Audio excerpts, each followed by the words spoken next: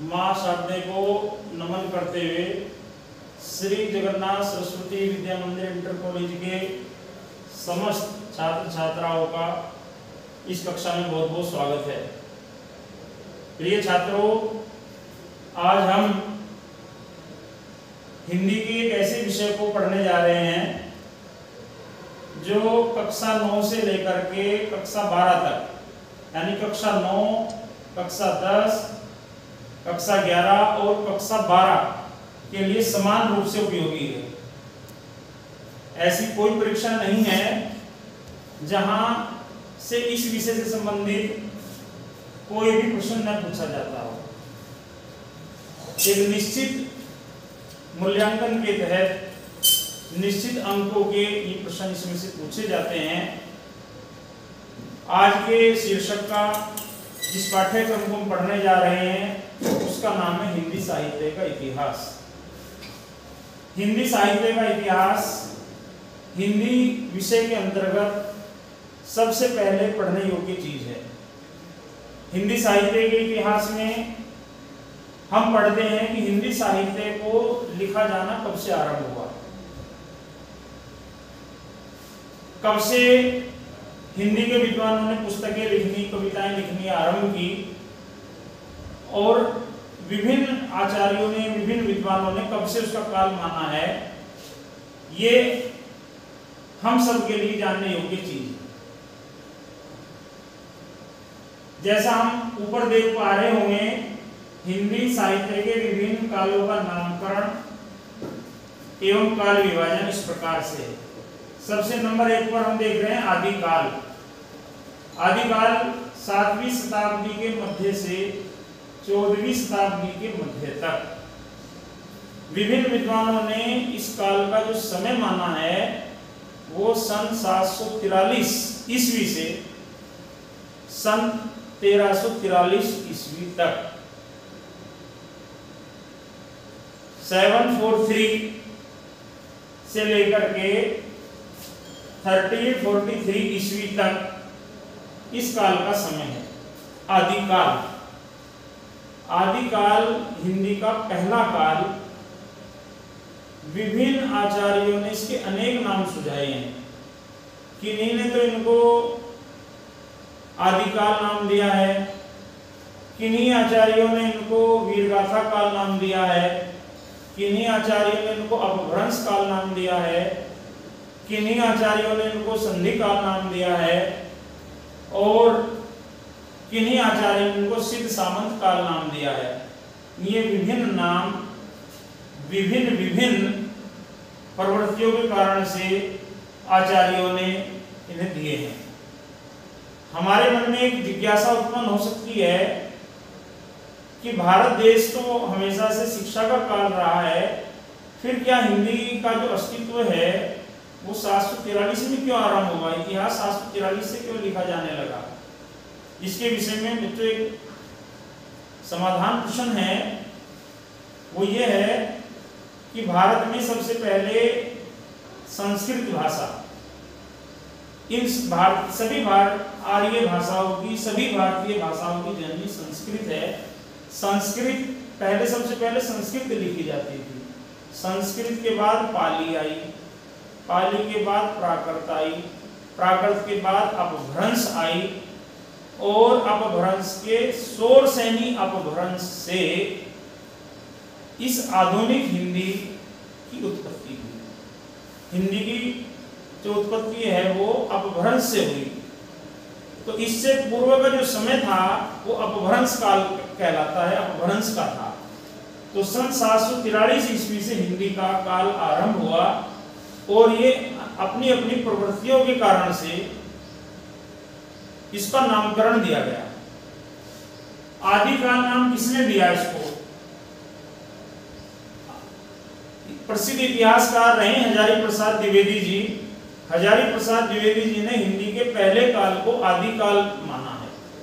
क्यों माना इन्होंने आदिकाल? इन्होंने कहा कि हिंदी का पहला काल था, इसलिए इसको नाम आदि, यानी आदि माने आरंभ का नाम दिया जाना चाहिए। एक प्रसिद्ध इतिहासकार हुए आचार्य रामचंद्र शुक्ल जी, जिनके हिंदी साहित्य के इतिहास को सबसे ज्यादा मान्यता मिली है, उन्होंने इस काल का नाम वीर गाथा काल नाम सुझाया है। क्यों सुझाया उन्होंने वीर गाथा काल नाम? उन्होंने कहा कि इस काल की जो रचनाएं हैं वो वीर रस प्रधान रचनाएं हैं, वीरता से भरी पड़ी हैं। आप पृथ्वीराज रासो, खुमान रासो, प्रमाल रासो, हमीर रासो, ये जो रासो ग्रंथ हैं ये वीर रस प्रधान रचनाएं हैं। वीरों की, राजाओं की वीरता का इनमें वर्णन है, ओज रस की कविताएं हैं। इसलिए इस काल में ओज रस की, वीर रस की कविताएं लिखी गई, इसलिए इसको वीर गाथा काल नाम दिया जाना चाहिए। किन्हीं ने इसको संधि काल नाम दिया।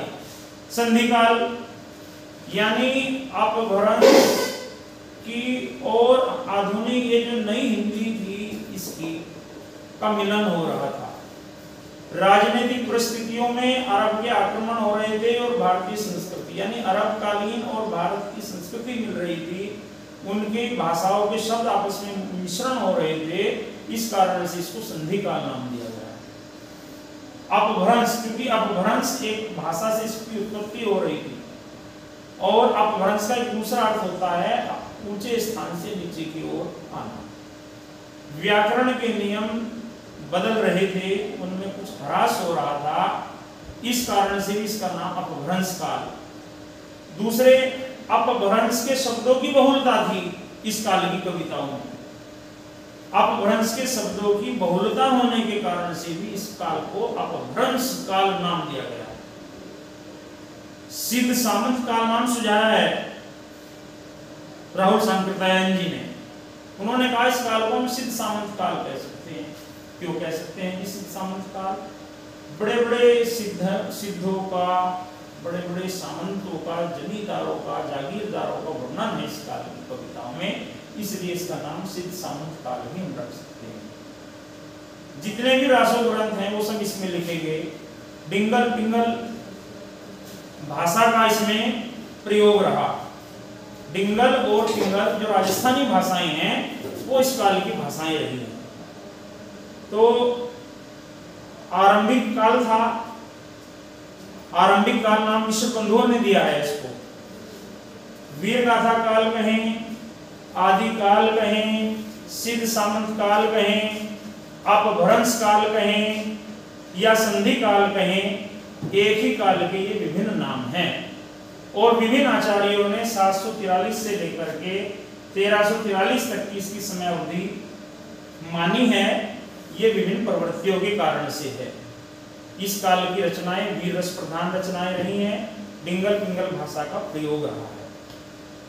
1343 के बाद हिंदी साहित्य में आमूलचूल परिवर्तन हुआ और एक ऐसा काल जिसे हिंदी साहित्य में स्वर्ण काल के नाम से जाना जाता है, आचार्यों ने उसका नाम भक्ति काल रखा। ये भक्ति की धारा दक्षिण भारत से उत्तर भारत की ओर आई। हम कह सकते हैं कि भक्ति का उदय कब हुआ? भक्ति का उदय दक्षिण में हुआ था और दक्षिण के अनेक संत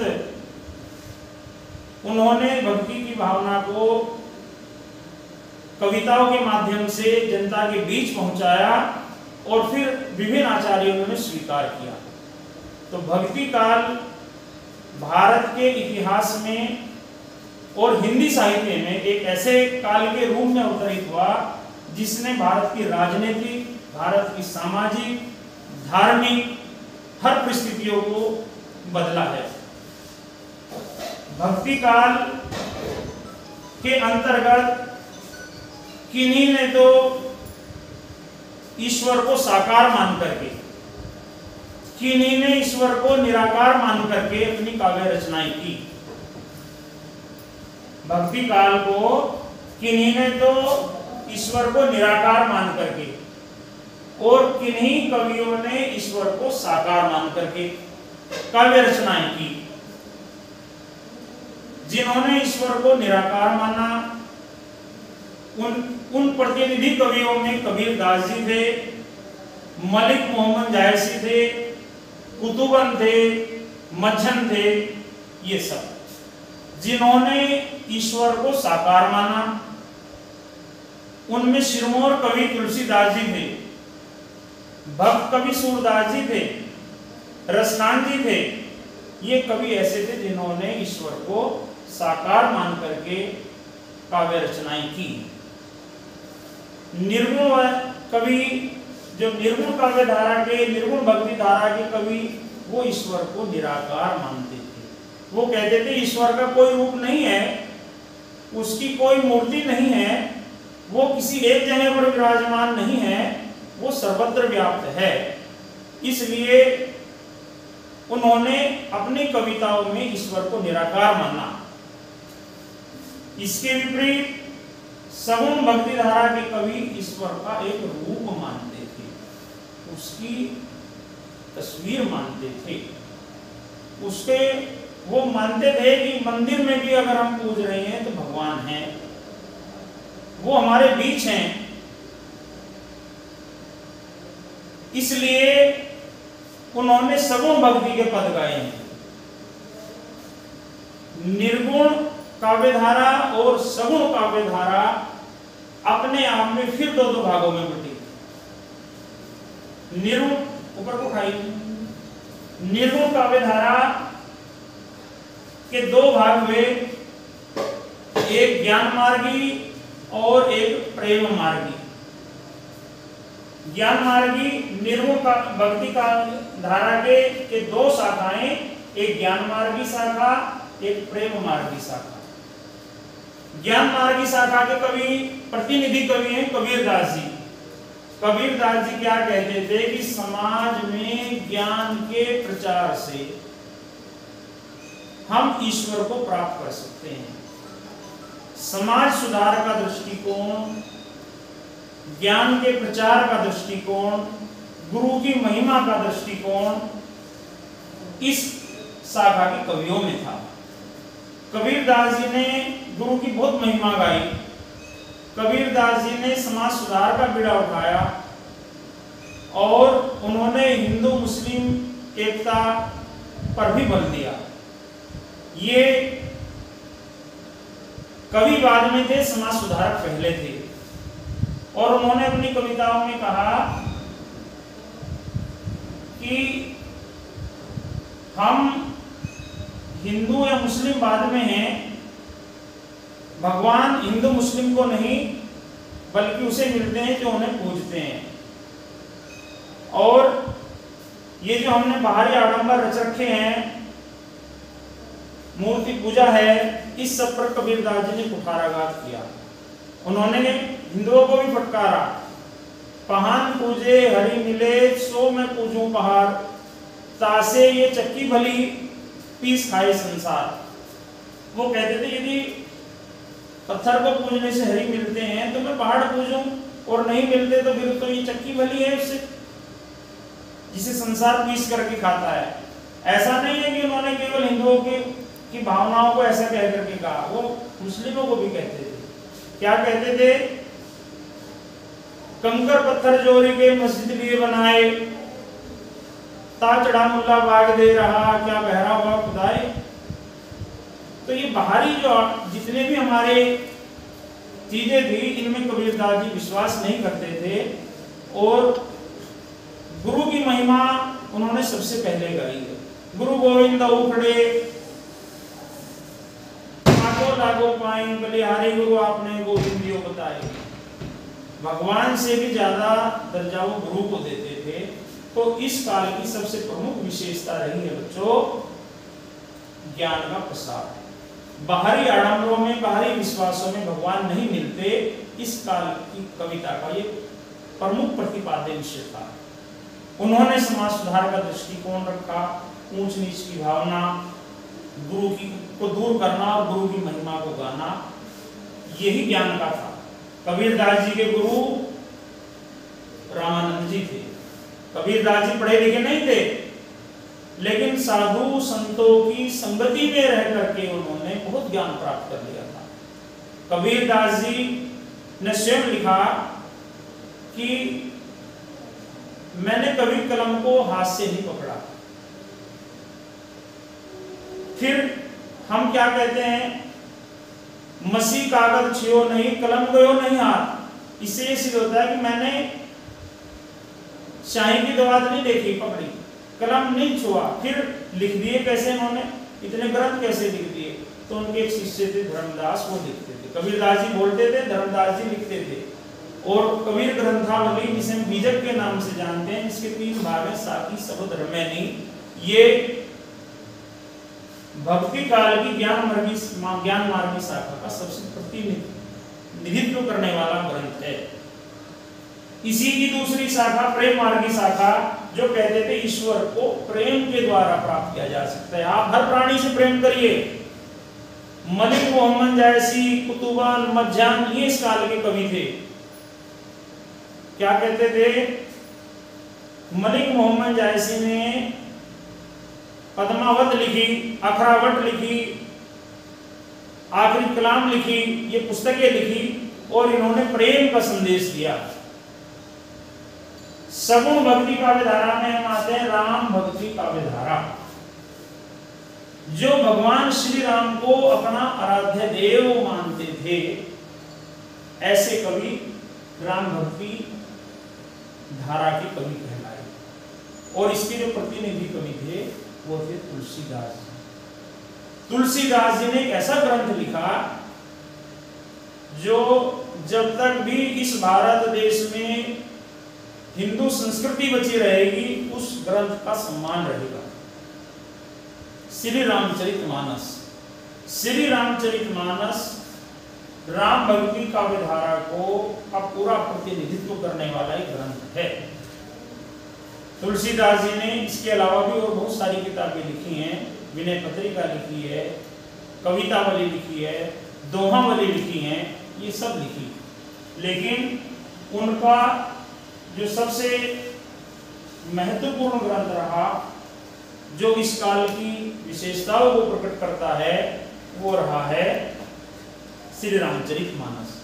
उन्होंने कहा भगवान मेरे स्वामी हैं, राम मेरे स्वामी हैं, मैं उनका दास हूं और उन्हीं के भक्ति के पद में गाता हूं। तुलसीदास जी की जो भक्ति थी वो दास्य भाव की भक्ति थी। इसके साथ साथ एक दूसरी काव्य धारा जिसे हम कृष्ण भक्ति काव्य धारा, जिसके प्रतिनिधि कवि सूरदास जी थे।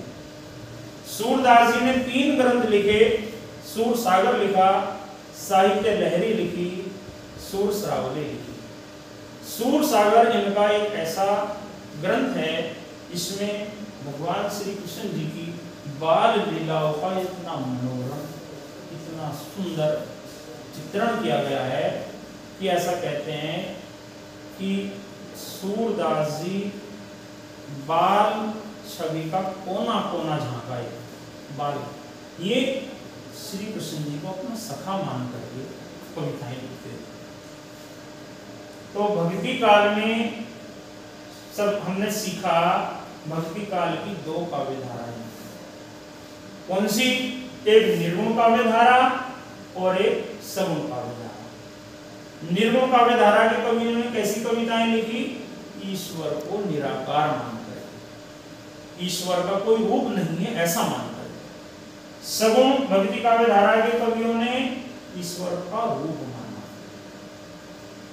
अब इस निर्गुण काव्य धारा के 2 भाग कौन से हुए? एक ज्ञान मार्गी, जिन्होंने ज्ञान के द्वारा परमात्मा को प्राप्त करने की बात कही, जिसके प्रतिनिधि कवि कबीरदास जी। कबीरदास जी ने कौन सा ग्रंथ लिखा? बीजक। क्या लिखा? बीजक। और इन्होंने बीजक के 3 भाग किए, साखी, सबद और रमैनी। साखी, सबद, रमैनी, ये बीजक के। तो क्या हमने देखा? बीजक के 3 भाग, साखी, सबद और रमैनी। जितने भी कबीरदास जी के दोहे हैं वो सब साखियों के अंतर्गत संकलित हैं। इनकी सब पदावलियां जो रहस्य से भरी हैं वो रमैनी कहलाती है। जितने भी भारत के अंतर्गत सत्संग होते हैं, जहां कहीं भी ज्ञान का प्रचार प्रसार की बात होती है, ऐसा कोई कीर्तन नहीं है, ऐसा कोई सत्संग नहीं है, ऐसी कोई ज्ञान की बात नहीं है जहाँ कबीरदास जी के दोहों का, जहाँ इनके द्वारा सुनाई गई पदावलियों का गायन न होता हो। इतने आप में कबीरदास जी। दूसरे प्रेम मार्गी मलिक मोहम्मद जायसी के द्वारा लिखा गया पद्मावत, अखरावट, आखिरी कलाम इस भारत के प्रेम को प्रकट करने वाले, इस भारत की संस्कृति को प्रकट करने वाले, आपसी एकता को प्रकट करने वाले ग्रंथ हैं।